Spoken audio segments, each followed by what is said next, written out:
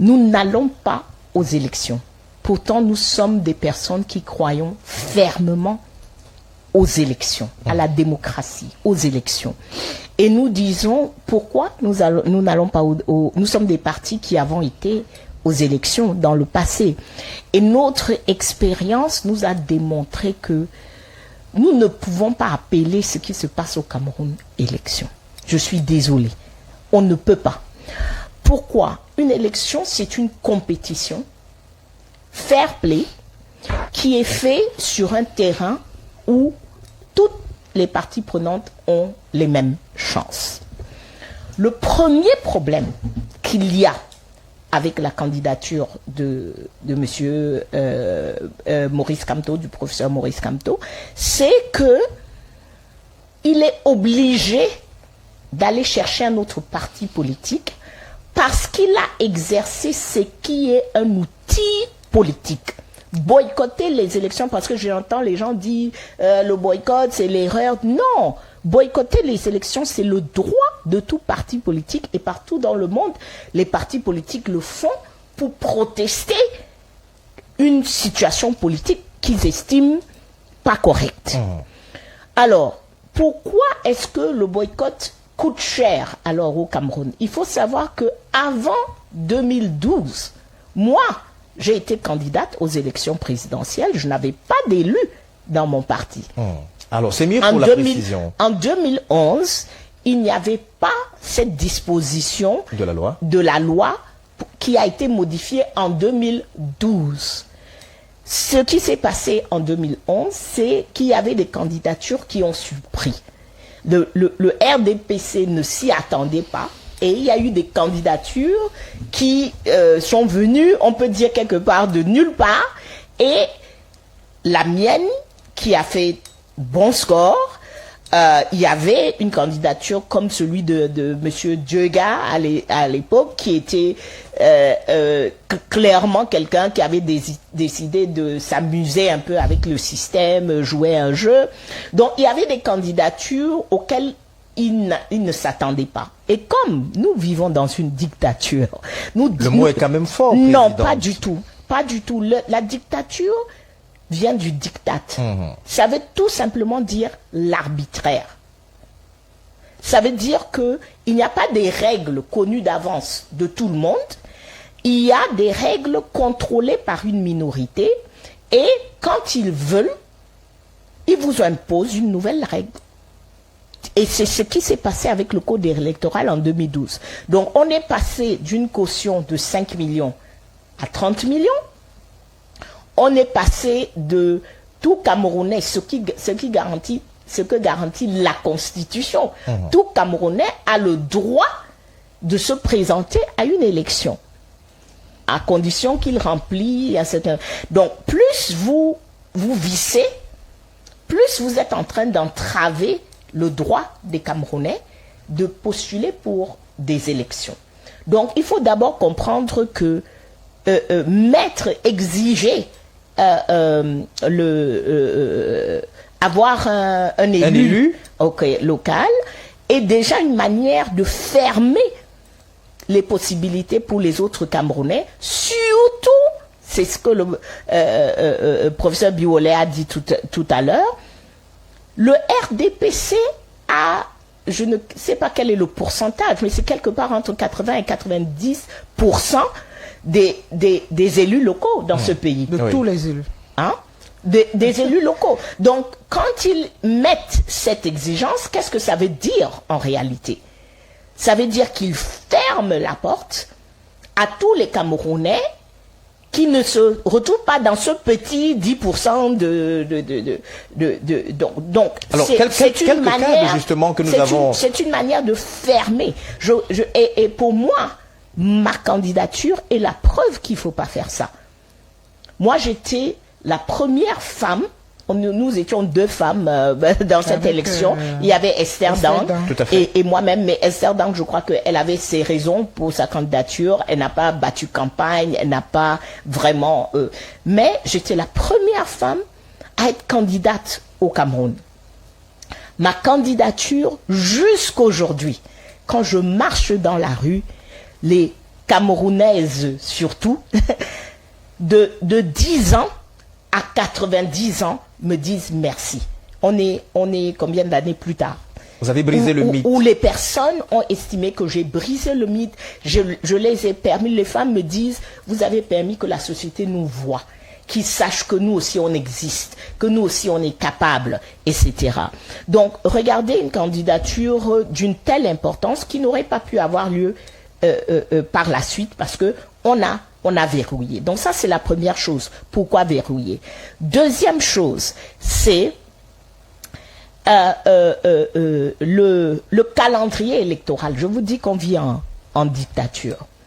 Le calendrier électoral camerounais, comme dans beaucoup de pays d'ailleurs, les municipales et les législatives sont supposées avoir lieu avant les présidentielles. Tout à fait. Voilà le calendrier électoral. Donc, ce qui était le cas à l'époque aussi au Cameroun. Voilà, mais depuis, je crois que c'est 97, je crois que c'est 97 où l'opposition a gagné une majorité de sièges à l'Assemblée nationale. Le RDPC a dit stop à ça et ils n'ont plus jamais fait ça. À chaque année au Cameroun, chaque élection, il y a des prolongations de mandat. Moi, j'ai été conseillère municipale deux fois.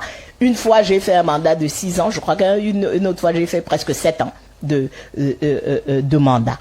Donc, à chaque fois, pour des raisons purement politiques, purement pour maintenir leur pouvoir, le RDPC, qui est seul à avoir le contrôle sur le calendrier électoral, à chaque fois, ils reportent les élections. Alors, je dois peut-être, si vous le permettez, oui, demander à ce qu'on corrige quelque chose. C'est pas le RDPC qui gère le pouvoir. Il y a un président de la République et un gouvernement qui gère le pouvoir. C'est pas forcément le RDPC. C'est vrai que l'appareil qui porte le président au pouvoir, c'est le RDPC. Peut-être que en disant les choses ainsi, ça permettra quand même qu'on ne tombe pas dans une sorte d'accusation. Vous continuerez, président, si vous permettez. On va regarder cet élément que nous propose la régie à la suite notamment de ce rejet de la candidature du professeur Maurice Kamto. On a justement remarqué que déjà toute la ville de Yaoundé était militarisée hier et même le siège du Manidem qui a été pratiquement assiégé par les hommes en tenue. Regardons cette déclaration j'allais dire du président du Manidem, Anissé Ekane. Déclaration du Manidem sur la publication de la liste des candidats à la présidentielle du 12 octobre 2025. En avant pour la victoire du peuple. Le Conseil électoral de l'élection Cameroun et l'ECAM vient de rejeter arbitrairement la candidature de Maurice Kamto, présentée par le mouvement africain pour la nouvelle indépendance et la démocratie, Manidem, à l'élection présidentielle du 12 octobre 2025. Cette forfaiture est une provocation manifeste et grossière faite au peuple camerounais du changement par l'alliance de l'ECAM gouvernement RDPC. Bien avant l'annonce de cette candidature inédite et porteuse de tous les espoirs populaires, le pouvoir de Yaoundé avait déjà divulgué les documents personnels du candidat Kamto préparés pour le dossier de candidature. Un acte de sabotage qui indique sa fébrilité. Il a ensuite engagé une campagne de désinformation sur les conditions prévues pour être candidat par des attaques viles du ministre de la République, allant jusqu'à modifier la nuit grossièrement l'enregistrement officiel de la direction du Manidem sur le site du ministère de l'administration territoriale et annoncer puis exécuter le dépôt d'une pseudo-deuxième candidature de notre parti. De toute évidence, le pouvoir RDPC et Paul Biya se savent battus et veulent éviter le face-à-face avec le candidat du Manidem, inscrit dans un vaste mouvement populaire de rassemblement des forces de l'opposition. Merci, donc voilà cet élément. Et puis il y a quelque chose qui apparaît, la question sera posée à toutes les deux. Alors Anissé et Kennedy, le gouvernement veut éviter le face-à-face avec le professeur Maurice Kamto. Et nous posons la question autrement, est-ce que absolument il fallait mettre le professeur Maurice Kamto hors jeu? Il faut rappeler qu'il était le deuxième à l'élection de 2018. C'est une question difficile, absolument, j'en sais rien. J'en sais rien. Comme disait Kawala tantôt, il faudrait que tous les acteurs qui veulent s'impliquer en politique puissent avoir la possibilité de le faire. On doit être dans un environnement des possibles. C'est valable en politique comme ça est également valable dans d'autres sphères. Parce que ce soit dans le cas des concours administratifs, dans le cas de la carrière et tout cela, le même problème va se poser. Donc, juste pour dire que je pense que ce qui devrait nous préoccuper, et c'est pour ça que les juristes devraient faire leur travail et nous faciliter le travail. C'est bien beau de convoquer l'état de droit, je pense que c'est l'occasion de le faire. Moi, je ne pense pas que ce soit vraiment utile qu'on puisse... Bon, c'est vrai qu'il fait l'actualité. Il faut aussi dire que Maurice Kamto, depuis 7 ans, a quand même animé l'espace politique dans un sens comme dans un autre. De 2018 à 2025. À 2025. Et qu'il soit absent, ça pourrait également questionner. Moi, j'aurais bien voulu qu'il soit là, pour vous dire honnêtement. J'aurais bien voulu qu'il soit là et que le jeu politique. Oui, que ce jeu politique se fasse. Même si je pense, moi je le dis en toute honnêteté, même si je pense que quand on voit les parcours des hommes politiques, même si je pense que peut-être qu'ils ne gagneraient pas, peut-être qu'ils gagneraient, j'en sais rien, mais au moins il ferait avancer le débat, comme les autres. Comme la société civile. Donc chacun a sa partition à jouer. Moi je pense que dans un événement comme celui-là, si nous avons la possibilité de parler sans être vraiment politicien, c'est que l'espace aussi nous donne la possibilité de participer à ce jeu. Donc on n'imagine pas que certains soient exclus. Écartés. Surtout volontairement. Moi, je pense que c'est ce qu'il faut peut-être relever. Et lorsque c'est le cas, ou alors lorsque les gens ont cette perception, en face, on a l'obligation d'apporter la preuve que ce n'est pas ça. C'est également un devoir vis-à-vis de la République. Ce n'est pas simplement une histoire de Kamto. Parce que moi, je pense que l'affaire Kamto devient une affaire, j'ai envie de dire, de République. C'est qu'à un moment donné, que ce soit lui ou quelqu'un d'autre, je crois que son affaire donne simplement la possibilité de pouvoir rappeler que nous avons non seulement le droit d'y participer parce que nous sommes Camerounais, oui, et les autres également ont le devoir d'expliquer pourquoi on n'y participe pas. Parce que c'est lui aujourd'hui, demain ce sera quelqu'un d'autre. Tout à fait. C'est dans la politique aujourd'hui, ce sera dans une autre sphère demain. Je crois que c'est d'abord les principes qu'il faudra préserver. Donc moi, au-delà justement du débat Kamto, pas Kamto, c'est derrière ce débat, moi je vois ce principe. Et moi je pense, et c'est en cela que les universitaires, et notamment les juristes, devraient nous faciliter la tâche. C'est vrai que la légistique juridique, dit-on, peut être diversement interprétée, mais je pense également que dans ce métier, il y a également des encadrements qui sont inviolables. Donc moi, je pense qu'on peut être partisan, mais la vérité devrait nous guider. Et puis au fond, je vais vous dire, je n'ai pas envie de rentrer dans les principes religieux, on va partir. On joue des rôles, on accompagne le processus, mais on devrait chacun assumer sa responsabilité à un moment donné. Et moi, je pense que ce qui se joue là, au-delà de Kamto, au-delà des autres partis, c'est ces principes-là. Ce sont ces fondements. J'ai envie de dire, lorsque j'ai fait la vidéo, j'ai dit j'ai très peur. En fait, c'est de tout ça que je pensais. Parce que la norme, la règle, en réalité, il faut qu'elle soit au centre. Tout à fait. La balle doit être au centre. Absolument. Et tout le monde doit... Les règles du jeu doivent être connues à l'avance par tous les acteurs. Lorsque vous allez à un concours ou à une élection, vous avez des critères. Et c'est en cela que ce débat peut être un débat intéressant. Est-ce que je remplis les critères? C'est sur cette base que moi, je viens déposer mon dossier. Si je prends mon cas, moi, on doit biouler. Si je viens vous dire que j'ai déposé ma candidature, vous allez quand même vous demander si je suis un peu folle. Juste pour dire qu'il y a des gens qui sont préparés, il y a des gens qui, franchement, qui ont investi depuis 7 ans, ou se sont investis pour préparer ces élections. Et il en fait partie. Cabral Libi en fait partie. On peut encore citer, Joshua aussi en fait partie. Oui, donc on s'attendrait à ce que, pendant 7 ans, s'ils ne sont pas particulièrement distraits, que chacun d'entre eux là, ait un dossier complet. Ça, c'était par contre la vraie curiosité. Maintenant qu'il y a un point de droit qui est évoqué, qui semble être évoqué, on s'attend aussi que la République nous apporte la preuve que nous sommes tous égaux devant la loi. Et que de ce point de vue, on n'est pas discriminé simplement du fait de ce que on ne veut pas qu'on soit là. Non, moi je pense que c'est une belle expérience. J'ai envie de dire que c'est un bon test. Oui. Et j'ai envie de dire qu'en réalité, c'est pas une histoire de Kamto. Honnêtement, c'est une histoire d'abord de principe. Et si ce principe n'est pas réglé, je vous avoue quand même que ce serait dommage. Alors, s'il n'est pas réglé, si ce principe n'est pas réglé, beaucoup de personnes ont analysé et justement catalogué ça comme étant une provocation du public, parce que là, on est en train de violer pratiquement vous savez, les gens lois. peuvent utiliser les termes. Vous savez, Oui. les politiciens vont utiliser un terme. Ils vont utiliser le terme de la provocation, ils vont utiliser le terme mais je vais dire, toutes les disciplines pourraient utiliser un mot Oui. pour mettre à ce phénomène-là. Et moi, je vous dis, en tant qu'enseignante, en tant que citoyenne, pour moi, c'est un vrai test. Et ce test-là sera valable pour la politique, mais également pour toutes les autres sphères.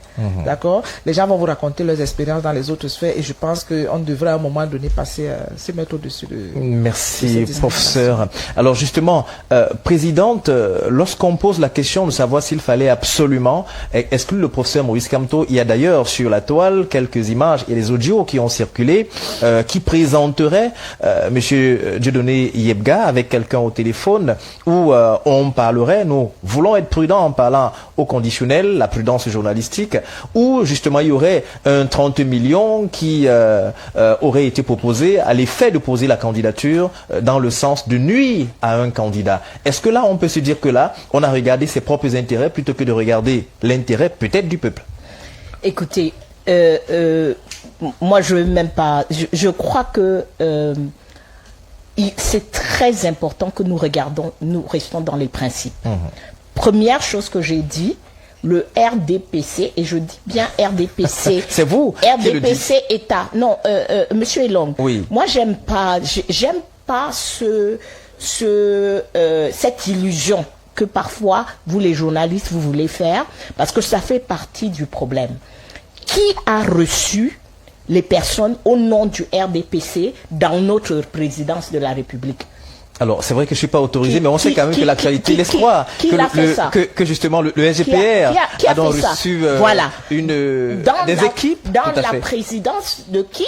De nous, les Camerounais.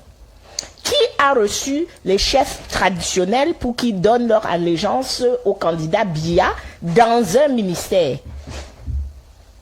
C'est le ministre de l'administration territoriale. Donc, on a bel et bien le RDPC qui fait une confusion totale. Et ils vont être en campagne dans quelques jours. Ça ne va pas être différent des autres élections. Ils seront avec les voitures de l'État. Les gens seront en mission, etc., etc. Ce n'est pas... On a 43 ans avec ce régime. La confusion qu'ils font entre leur parti et l'État est légendaire. Il y a tellement d'exemples. Donc, je voulais juste revenir sur ce point parce que il faut pas qu'on masque les choses. On est vraiment à l'heure où on doit se regarder en face en tant que Camerounais et décider on va être un pays ou pas. Donc, je vous ai parlé des problèmes qu'il y a eu avec la candidature de monsieur Kamto. Premier problème, c'est pourquoi viser pour exclure la majorité des Camerounais, or que notre constitution nous donne le droit d'être candidat à la présidence du Cameroun. Le critère élu local, dans un contexte où le RDPC s'est arrangé au fil de toutes ces décennies à avoir 80 à 90% des conseillers municipaux, ce que ça veut dire, c'est que on exclut la majorité des Camerounais. Deuxième élément, le calendrier électoral. Les gens disent, M. Kamto a boycotté les élections en 2020, c'est bien fait pour lui. Le boycott est un droit, c'est un outil politique, et le calendrier électoral prévoyait que les élections municipales et législatives aient lieu quand? Bien avant 2024. L'année dernière. Tout à fait. Donc, là, ça permettrait justement pour voilà Kamto et son parti. Ce diktat dont je vous parle, parce que nous, les autres acteurs politiques, on n'a aucun mot à dire sur ça. On s'assoit et on nous dit, voilà, les élections ont été reportées. Troisième élément qui est grave, et c'est là où je crois que peut-être il y aura aussi réponse à certaines questions que le professeur se pose, c'est que alors, on a un ministre de l'administration territoriale actuellement, on n'a jamais vu ça. Même dans notre dictature camerounaise. Le ministre... Là, je vais demander à ce qu'on retire le mot dictature. Non, vous allez nous permettre. Nous n'allons pas l'assumer, Président. Moi, je l'assume. Vous n'êtes pas dans l'obligation de l'assumer. Pas du tout. Attendez, là. Donc, nous avons un ministre de l'administration territoriale qui entre dans nos partis politiques. Je parle en connaissance de cause, il me l'a fait au niveau du Cameroun People's Party. Il entre dans nos partis politiques. Lui-même l'a dit l'autre jour à la télévision. Il a dit, oui, tel n'avait pas un parti, donc je lui ai dit d'aller chercher le parti là-bas et j'ai arrangé. What on earth is this? Ça, c'est quoi ça? Le ministre fait quoi à l'intérieur des partis politiques? Lui qui, par ailleurs, est dans le comité central d'un autre parti politique. Donc d'abord, nous allons en compétition avec un ministre qui est notre tutelle en tant que parti politique, mais qui a un candidat dans la course. Ça déjà, c'est incroyable et c'est inacceptable. Mais de deux, cette fois-ci, ça a toujours été comme ça. Hein. Le ministre de l'AT a toujours été un RDP6, mais cette fois-ci, ce ministre en particulier a je ne sais pas ce qui lui prend d'entrer dans les partis politiques, de commencer à discuter avec les militants, de remplacer faire des tentatives de remplacer les présidents. Ça ne se fait pas. Nous, les partis, nous avons nos règles. Chaque parti a des statuts qui lui permettent de tenir ses réunions, etc. Et c'est peut-être ça la réponse, professeur Yebga, professeur Biolay. Excusez-moi. Alors, monsieur Yebga fait partie, nous étions 3 partis à voir une décision du ministre de l'AT qui a apparu de nulle part. Le ministre ne nous a pas contacté une seule fois. Nous n'avons reçu aucune correspondance de son ministère, aucune interpellation. Un jour, on regarde et on voit un arrêté qui dit que à l'UPC, le président n'est plus tel, c'est tel. Cameroun People's Party, Kawala n'est plus président, c'est plutôt monsieur Titafon. Et pour le Manidem, Yebga n'est plus président, c'est plutôt Anissé Ekane.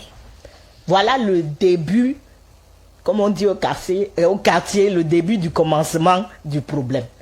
C'est que c'est les manigances du ministre qui mettent Anissé Ekane à la tête du Manidem. Ce qui fait, il y a des événements dans le parti, il y a un congrès, etc. Mais c'est un congrès qui est contesté à l'intérieur du parti. Alors, ce que moi je sais à ce jour, c'est que quand nous, le CPP, parce que le Manidem faisait partie de Stand Up for Cameroun à un moment donné, donc on a fait beaucoup de réunions avec M. Yebga, etc. Et quand nous, on décide d'amener le MINAT au tribunal administratif, on ne le fait pas ensemble, malheureusement. On ne le fait pas ensemble. Nous, on a dit, allons-y ensemble. Monsieur Yebga, je ne sais pas pourquoi, n'était pas prêt, je ne sais pas quoi. Mais il n'amène pas le ministre au tribunal. Nous, on va au tribunal administratif. On a gain de cause. Le ministre fait appel à la Cour suprême. On va à la Cour suprême. On a gain de cause. Mais donc, je ne sais pas, je ne peux pas vous dire ce qui s'est passé au sein du Manidem. Est-ce que éventuellement quelqu'un est allé au tribunal? Est-ce que il y a... Je n'ai aucune idée de ce qui s'est passé par la suite au Manidem. Mais c'est pour vous dire que ce désordre-là commence d'abord par le MINAT. C'est le MINAT avec ses intentions, et parce qu'il fait ça, pourquoi tout ce tripatouillage, pourquoi entrer dans les partis, pour après dire que ces partis font partie de la majorité présidentielle. Donc nous avons un ministre, parce que quand vous dites, vous n'allez pas assumer l'État RDPC, etc., qui Qui négocie la majorité présidentielle? Qui a négocié la majorité présidentielle en 2018? C'est pas Atangandji. C'est monsieur Atangandji qui a négocié la majorité présidentielle au vu et au c'était télévisé. Il y avait des journalistes là-bas. Donc nous, on va aux élections avec un ministre qui est supposé faire partie des arbitres, mais qui est en même temps en train de négocier pour un candidat. Vous voyez l'absurdité dans laquelle nous sommes et qu'on est en train d'appeler élection. C'est complètement absurde. Donc moi, ce que je peux dire, et je l'assume, on a décidé quelque part que M. Kamto ne sera pas candidat. On a d'abord pris la décision et après, on a trouvé l'excuse. On va nous sortir là, ce dont je suis sûr, c'est qu'on va nous sortir des lettres d'investiture. C'est ça la pièce qui est dans le dossier et qui fait qu'on ne peut pas avoir multiplicité de candidatures. Bon, le vrai débat juridique serait si un même parti, en respectant ses statuts, a investi 2 candidats. Là, ce serait intéressant. Mais je crois que ce qu'on va voir dans le cadre de l'UPC, dans le Manidem, je crois que c'est probablement ça dans le cadre du RDPC, c'est que il y a un seul candidat qui avait la lettre d'investiture. Maintenant, ils vont nous dire pour le Manidem et pour l'UPC, parce que ça aussi, c'est un manque de transparence incroyable. Merci. Comment est-ce que le Conseil constitutionnel rejette des dossiers le Conseil électoral. Parce que justement, la prochaine étape, ce sera le Conseil constitutionnel, donc, en estimant que le droit sera dit de ce côté-là. Comment est-ce qu'il rejette des dossiers pour la présidence de la République sans donner chaque dossier? Nous, on devait aujourd'hui être... S'ils ont décidé, parce que c'est ça aussi, la procédure, c'est que... Vous allez sortir par là? Oui. La procédure, pourquoi on a eu 84 dossiers? Ça, c'est important pour les Camerounais, parce que je les ai vus. Il y a les gens 30 millions comme ça à mettre. Non. Ce qu'ils font, c'est qu'ils acceptent tous les dossiers. Et puis, ils commencent l'examen après. Alors, il y a beaucoup de dossiers où il n'y a pas les 30 millions. Il y a beaucoup de dossiers où pas toutes les pièces administratives sont là, etc. Mais à partir du moment où ils ont décidé de faire cette procédure-là, ils doivent assurer la transparence sur toute la procédure. On doit savoir pourquoi chaque dossier a été recalé. Merci beaucoup, présidente Edith Kabanwala du CPP. Il nous a rejoint sur ce plateau, très certainement, indépendamment de sa volonté. Michel Michaud-Moussala, bonsoir et bienvenue. Bonsoir Xavier, bonsoir à mes co-discutantes de ce soir. Mais j'avoue que c'est tous les jours qu'on va s'appesantir sur l'état de nos routes. Je ne saurais l'évoquer ici ce soir. Je voudrais présenter mes excuses aux 2 charmantes dames qui sont sur ce plateau et dire que depuis un temps, un débat est soulevé sur le genre. Alors si pour aujourd'hui je peux laisser mon temps de parole, le privilège est accordé à ces 2 belles charmantes dames, je trouve normal que ça soit aussi un équilibre. Comme ils ne sont pas assez représentés à l'élection présidentielle, elles peuvent être assez représentées sur ce plateau de Balafon télévision. Donc, mesdames, c'est un plaisir de partager avec vous ce soir. Il faut le dire au passage que Balafon accorde une place énorme au genre. Il n'y a qu'à regarder la coloration, notamment de nos différents plateaux. Là, ce n'est plus à démontrer, c'est un truisme pratiquement. Alors, Michel Michaud-Moussala, vous êtes un vieux journaliste qui a couvert énormément d'événements politiques et même les élections présidentielles au Cameroun. Déjà, une chose qui frappe, c'est qu'il y a eu tellement de rejets de candidatures. Et justement, avant ces rejets de candidature, on a noté beaucoup de tractations au niveau de certaines instances, notamment des partis politiques, où une lutte, par exemple, au Manidem, est visiblement ouverte. Enfin, tout le monde peut observer, notamment, que on ne savait plus jusqu'à un moment qui était le véritable président du Manidem. Et cette histoire, ou encore cet incident éclate au moment, justement, où on voit qu'à la tête des Lions Indomptables, il y a une sorte de démission. Beaucoup ont tout fait de concilier ou encore de lier les 2 événements en parlant notamment d'une sorte de machination qui serait orchestré le journaliste que vous êtes.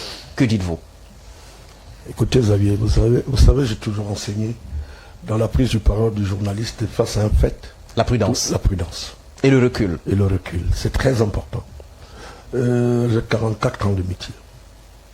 Donc, nous avions accompagné Bialo jour, il a dit, il a prêté serment pour qu'il s'engage à servir cette nation. J'avais venu des petites sœurs dans la politique, comme Madame Edith Kavalaj. Nous nous sortions même de la prison à Vendiaoué en 1994. On a vécu plein de choses dans ce pays, madame. Je vous dis que la politique à la Camerounaise est exceptionnelle. Pourquoi? Comment? Expliquez-nous. Parce que tout ce qui se passe autour de nous, il n'y a pas longtemps sur votre plateau, je vous ai dit que vous allez vivre des surprises. Oui. À ce qui me, si vous vous rappelez de ce qu'on s'est dit ici il y a moins de 2 semaines. Tout à fait, vous l'avez dit. J'ai dit que vous vivez des surprises parce que j'ai du recul. Je connais le milieu politique camerounais. Pourquoi ça vous surprend? J'ai écouté la sortie de Mme Biwele, son tweet. J'ai dit, mais elle est étonnée du système politique camerounais. Non, on a chosifié la fonction présidentielle au Cameroun. Et ceux qui l'ont chosifié sont témoins des actes qu'ils en posent. Moi, qu'on en retienne même 13, je trouve qu'ils sont même élégants. Ils ont eu pitié des appels qu'a fait plusieurs intervenants dans le domaine politique. Écoutez, quand on est sérieux, nous avions des préalables sociétals. Il ne faut pas s'embarquer parce qu'il y a de la politique et qu'on ne respecte plus rien dans notre pays. Il y a des vertus dont nos parents nous ont transmises. Il faut faire très attention. On vient dans une société délabrée où il n'y a plus d'aînés, il n'y a plus de cadets, il n'y a plus d'enseignants, il n'y a plus d'étudiants, où tout le monde pense on est appelé à faire n'importe quoi. Et c'est pour ça que la dernière fois, monsieur Xavier Long, je vous avais dit, faites attention de ce que les 2 intervenants des partis politiques avançaient. J'étais reculant. Parce que je sais, tout à l'heure j'écoutais la présidente Kavala parler du Manidem. Je pense que je suis tellement bien placé pour parler du Manidem. Parce que nous mettions les fondamentaux du parti en place. Avec Ekane, Henriette Ekoué et Suzanne Kalalobé. Nous y étions. Je regrette mémoire, Suzanne. De mémoire. J'étais le premier candidat à la mairie de Douala, premier à son temps en 92, qui dirigeait la liste du Manidem. Mais nous n'allions pas dire n'importe tout sur un plateau de télévision. Est-ce que moi j'ai du recul en tant que jeune? C'est nous qui avions animé le premier organe de presse du Manidem. Donc, il faut faire très attention. J'ai écouté Mme Kawala expliquer un peu la rencontre avec Yebga. Yebga est un vieux militant du Manidem, peut-être mal connu. Abanda Pama a été l'un des présidents dans les tests rotatifs du Manidem. C'est appelé qu'après un mandat, c'est un nouveau président qui prend la tête. Ça, c'est ça qu'on appelle la mandature au sein du... Parce que vous n'avez pas les tests du Manidem. Rien n'est surprenant de trouver Yebga en tant que président. Mais il y a des jeux qui ont commencé à s'opérer, puisque vous voulez qu'on en parle. Alors, parlant justement des jeux, Michel Michaud-Moussala, vous êtes un senior journaliste. Vous comprenez que dans la profession, vous êtes au rang de général de division pratiquement. Mais parlons-en. Vous avez parlé de jeux. Il y a ces audios qui font fureur sur la toile aujourd'hui. Est-ce qu'il faut accorder du crédit? Bon. Qui parle notamment d'argent qui aurait circulé et notamment Dieudonné Yebga qui aurait été utilisé justement pour saper la candidature du Manidem. Est-ce que c'est des choses qu'il faut prendre pour agent comptant? Le système politique camerounais a quelque part des intransigences financières. Mais je ne suis pas là pour faire du crédit puisque je n'ai pas vécu les faits. Chez moi, les faits sont têtus, les commentaires sont libres. Donc, je ne peux pas me dénuer du métier que je sais faire et dont j'enseigne aux jeunes. Et donc, je dis aux jeunes, quand on dit les réseaux sociaux, entre-temps, nous en sommes à être interpellés par les fakes. On vous dit qu'un document est sorti à midi 30, on demande la véracité de ce document, même auprès des confrères, j'ai dit de se méfier avec tout ce qui roule dans les réseaux sociaux. Il faut prendre un peu du recul. Je peux vous avouer que je suis l'émission depuis le début à travers la radio. Donc, rappelons que c'est une émission qui est produite en multicast. Au même moment où elle est produite à la radio, à la télévision, elle est également en direct à la radio. C'est pour ça que je suis heureux de ne pas avoir pris le train en marche. Parce que je le suis. Je suis depuis la radio, la première intervenante, c'est la présidente Kawalaï. Donc il faut faire très attention dans un contexte électoral. Est-ce que les réalités sont celles qu'on présente au public camerounais? Moi, je serais, comme journaliste, je serais dit que bon, maintenant que le Conseil électoral a publié les 13 partants, provisoirement, il peut en arriver que le Conseil constitutionnel en élimine aussi. Les 13. Parmi les 13 encore? Parmi les 13. Peut-être que nous écartions la voie du droit. Non. Il peut